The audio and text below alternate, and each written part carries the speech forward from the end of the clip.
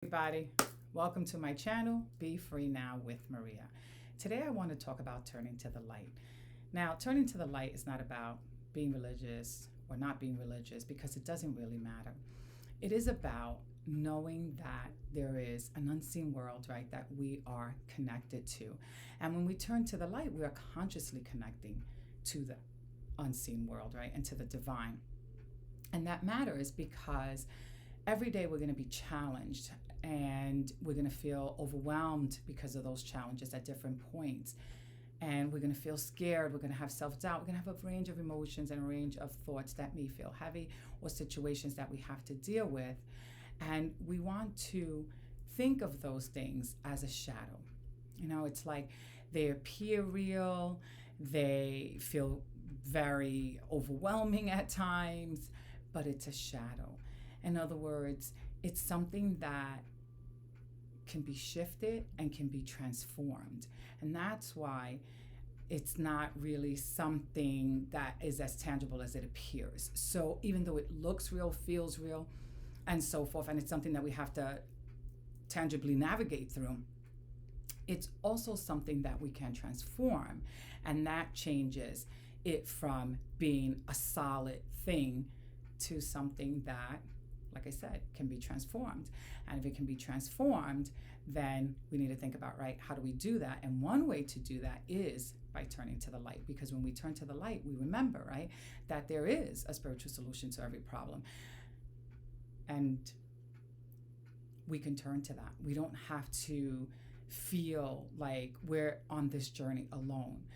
So, like I said, whether you're religious or not, it doesn't really matter. It's about connecting with the divine and knowing that we don't have to deal with things alone. We can tap into something, right? That even though we can't see it, we can tap into it, we can connect with it, and we can transform what's in our external world through that connection and feel supported and feel less alone during that process. So creating a spiritual practice of any form, regardless of how you want to do it, however it works for you, however it feels comfortable, feels natural to you, creating one and grounding yourself in it every single day and throughout the day, as many times a day as you can remember to, so that you don't get caught up and overshadowed by the shadow.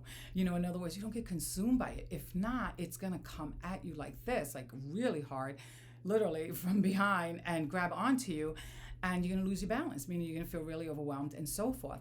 And in order to regain your balance, then turning to the light, grounding yourself, right? Connecting with whatever spiritual practice you connected with earlier part of the day, and using that to anchor yourself so that you don't get consumed by that shadow, right? Or that situation in that particular moment in time. And then it's like, okay, no, thank you, right? And you don't allow yourself to stay in the grips of something that feels heavy and something that feels overwhelming.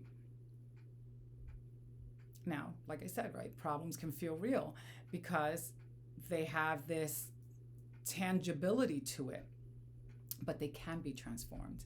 And when we do transform them and we take a step back and look at it from a different lens, we're able to see that, wait a minute, I was so worried about X, Y, and Z, and yeah, it was a challenge for me, but I was able to overcome that, or I was able to get through that. And sometimes we do it without consciously turning to the light or, you know, having a spiritual practice. I know I have, you know, for many years in my life, right, not had a spiritual practice, and I still got through.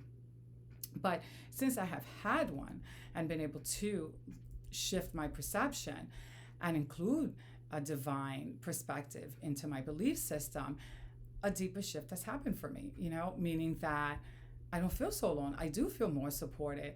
And I also know that it's going to come together in some way, shape, or form, that there are things that I need to do, yes, physically and actively, but then I let go, and that it's okay to let go, right? And it's going to come together in one way or another. In other words, it's going to come full circle. We just have to be patient with it and also allow, right, the light to be a part of it and enjoy that support.